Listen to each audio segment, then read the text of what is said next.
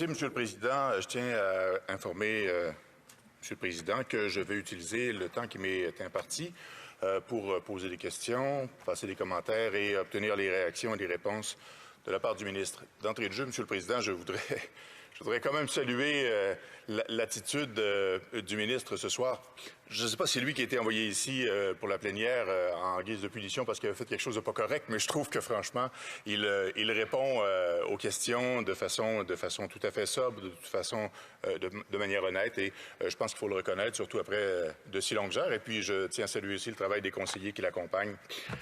Merci à tous d'être là ce soir. Monsieur le Président, la Chambre a reconnu le Québec comme une nation. La Cour suprême du Canada a souligné l'existence des traditions juridiques et des valeurs sociales distinctes du Québec. Est-ce que le ministre reconnaît que la nation québécoise et la nation canadienne ont des valeurs sociales distinctes et des traditions juridiques différentes? L'honorable ministre à 55 secondes. Je crois que merci beaucoup au début. Deuxième chose, c'est tout à fait évident qu'il y a un système de droit qui est différent, le droit civil au Québec. C'est tout à fait clair en termes de notre coutume et notre convention. Par exemple, avec la Cour suprême du Canada, on garde toujours 3 juges qui sont des experts dans le droit civil. C'est nécessaire pour rédiger et régler les cas qui viennent du Québec. Et moi aussi, quand j'étais jeune, il y a peut-être 27 ans. Moi, j'ai étudié pendant un petit semestre en droit à l'Université de Laval pour être plus intégré et informé concernant le système du droit civil au Québec. Honorable député de Drummond. Je vois que le ministre a été jeune depuis bien moins longtemps que moi. Monsieur le Président, étant donné que le Québec forme une nation avec des valeurs sociales distinctes et une tradition juridique différente, je voudrais savoir si le ministre est d'accord avec le fait qu'on ne saurait évaluer et interpréter les lois québécoises avec le regard des valeurs canadiennes et de la tradition juridique canadienne. Est-ce que le ministre de la Justice reconnaît que ce serait incongru? L'honorable ministre de la Justice à 25 secondes. Je crois que mon rôle comme ministre pour tout le pays, c'est de collaborer, de coopérer et d'essayer de faire une plus grande compréhension du système de justice au Québec, le système légal au Québec, d'être mieux informé pour livrer pour tous les peuples, soit au Québec ou dehors du Québec. Donc, c'est-à-dire que c'est un défi pour une personne qui vient dehors du Québec, mais c'est un défi that I embrace. L'honorable député de Drummond.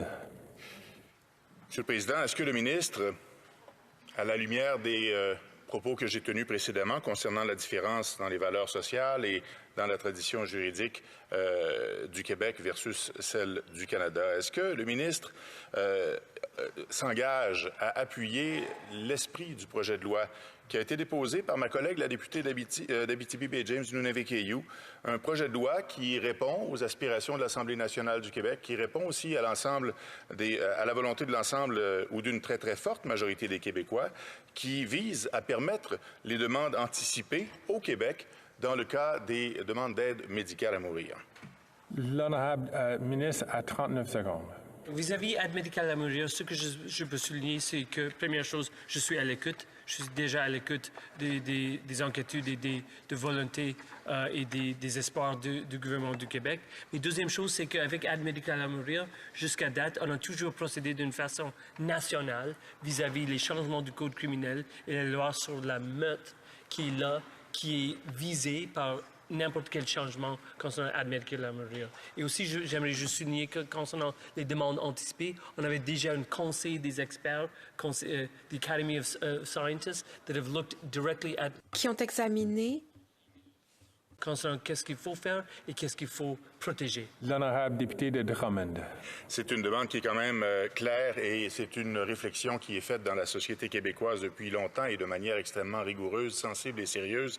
Le ministre ne semble pas vouloir faire d'exception au Code criminel pour le Québec. Pourtant, il l'a fait en Colombie-Britannique. Est-ce qu'il considère que les demandes du Québec sont de moindre importance quand il s'agit d'un enjeu aussi crucial? Pourquoi ne ferait-il pas une exception pour le Québec comme il l'a consenti pour la Colombie-Britannique? L'honorable ministre de la Justice à 24 secondes. On était à l'écoute à Colombie-Britannique. On est à l'écoute des espoirs et les objectifs du province de Québec. Première chose. Deuxième chose, c'est qu'il faut essayer toujours, il faut être en sécurité de ne pas faire un équilibre entre une analogie entre décriminalisation des narcotiques et le fait que ce qu'ils cherchent, c'est une exception à la peine du meurtre. L'honorable député de Drummond. Je vais passer à un autre sujet qui est extrêmement important à mon sens, Monsieur le Président, c'est le projet de loi C-63.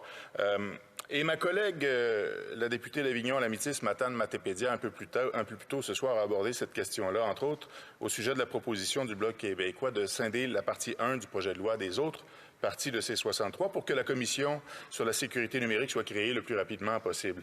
Ma préoccupation, Monsieur le Président, est à l'effet que on est témoin, on est tous conscients d'une prolifération épouvantable du contenu haineux sur les médias sociaux, la désinformation, les faux comptes agressifs, qui sont agressifs souvent à l'endroit d'individus ou de groupes vulnérables.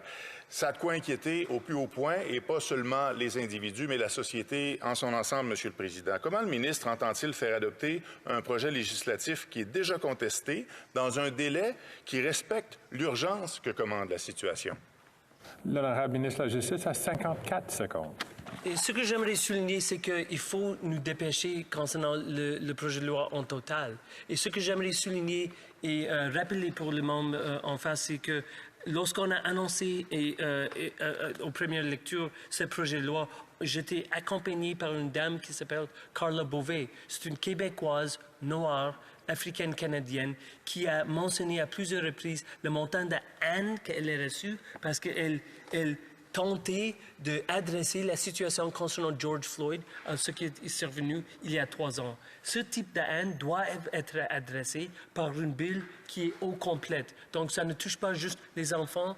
La haine touche et les préjudices en ligne touchent les adolescents et touchent les adultes, comme Carla Beauvais. Donc, cette dame québécoise elle a le droit d'avoir un recours en justice qui est visé et ciblé par ce projet de loi.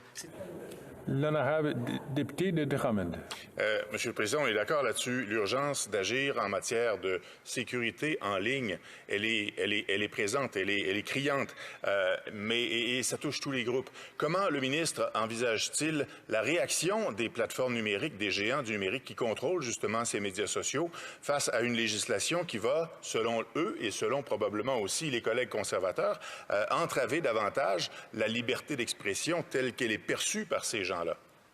L'honorable ministre a 28 secondes pour répondre. Actuellement, c'était une très belle surprise vis-à-vis des réactions des grandes plateformes comme le Facebook, parce que, par exemple, juste il y a une semaine, j'étais au Empire Club, au centre-ville de Toronto. Pendant une souper, j'ai livré un discours de 25 minutes qui était géré et commandité par Facebook eux-mêmes. Donc, ils sont avec nous parce qu'ils comprennent qu'il y a un problème qu'il faut régler et ils veulent travailler avec nous autres, avec mon équipe, avec notre gouvernement, pour régler la situation, pour protéger les Canadiennes.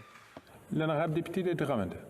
Monsieur le Président, je reste ouvert et j'espère être surpris. C'est pas du tout l'attitude ou c'est pas du tout la façon de faire qu'on a observée chez Meta dans les dernières tentatives de législation qu'on a mises en place. Monsieur le Président, en octobre 2021, le commissaire aux langues officielles, M. Raymond Théberge, a répondu à la plainte d'une avocate montréalaise qui demandait la traduction des jugements de la Cour suprême datant d'avant 1970. La recommandation a été portée à l'attention de la Cour suprême qui n'a toujours pas agi. La Cour n'a pas donné suite aux recommandations du commissaire aux langues officielles. Est-ce que le ministre s'engage à fournir les ressources à la Cour suprême du Canada pour qu'elle traduise ces jugements datant d'avant 1970? L'honorable ministre a 44 secondes. J'aimerais souligner que la réponse de Meta était surprenante aussi parce qu'on a beaucoup de pénalités dans le projet de loi C-63, mais ils sont toujours à l'aise de travailler avec nous autres. Concernant la deuxième question, ce que je peux souligner, c'est qu'on est debout et on est devant la protection des 2 langues officielles partout au Canada, c'est-à-dire sous la loi officielle sur les langues du Canada, the Official Languages Act. Et si ça nécessite un plus grand financement des cours et de l'administration des cours au niveau fédéral partout au Canada, on est là pour écouter ces inquiétudes et livrer les ressources nécessaires pour avoir plus grand accès dans les 2 langues officielles. Ça inclut la langue de Molière pour tous les Canadiens. L'honorable député de Drummond. Je suis content d'entendre ça, Monsieur le Président, puis j'en prends bien note parce qu'il s'agit de plus de 6 000 jugements, dont plusieurs sont des références importantes pour de nombreux juristes au Québec et au Canada, des juristes évidemment majoritairement de langue française, puisque la traduction qui n'est pas faite, elle n'est pas faite vers le français. Les documents ne sont disponibles qu'en anglais. Donc, si je comprends bien, le ministre va s'engager à fournir des ressources pour que cette recommandation de 2021 soit finalement appliquée et réalisée par la Cour suprême. Est-ce que c'est un engagement de sa part que j'entends ici ce soir? L'honorable ministre de la Justice a 30 secondes. Ce que j'ai mentionné à d'autres reprises ce soir, c'est que je suis engagé avec le juge en chef du Cour suprême du Canada, le juge en chef Wagner. Je suis en communication avec lui, avec ses espoirs vis-à-vis l'administration des cours partout au Canada. Mais aussi, ce qu'il faut souligner, c'est qu'il y a aussi des aspects où on peut utiliser la technologie pour livrer la marchandise comme telle pour les cours. Donc, c'est-à-dire, par exemple, avec intelligence artificielle, peut-être on peut soigner les besoins de traduction pour les cours avec une... L'honorable député de Drummond. Monsieur le Président, je reste dans le domaine du système de justice. On a abordé beaucoup le problème du manque de juges dans la magistrature au Québec et au Canada. On se plaint beaucoup des délais du système de justice.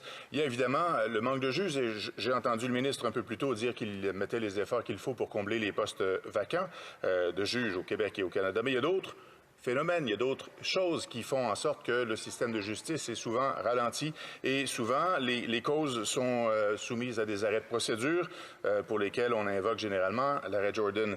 Outre son engagement à veiller à combler rapidement les postes vacants à la magistrature, est-ce que le ministre a d'autres solutions à proposer pour améliorer les performances du système de justice? L'honorable ministre de la Justice a 45 secondes. Donc, plusieurs choses. Donc, j'ai ajouté plus de personnes sur mon équipe ministérielle, première chose. J'ai vité le processus pour vérifier la sécurité d'un candidat. J'ai élargi l'éligibilité pour un tel candidat qui était déjà évalué jusqu'à 3 ans.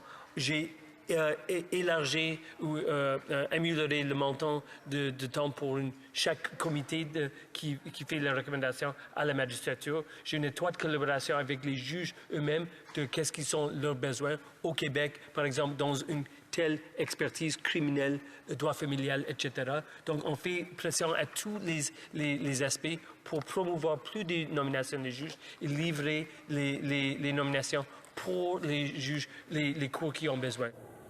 L'honorable député de Drummond.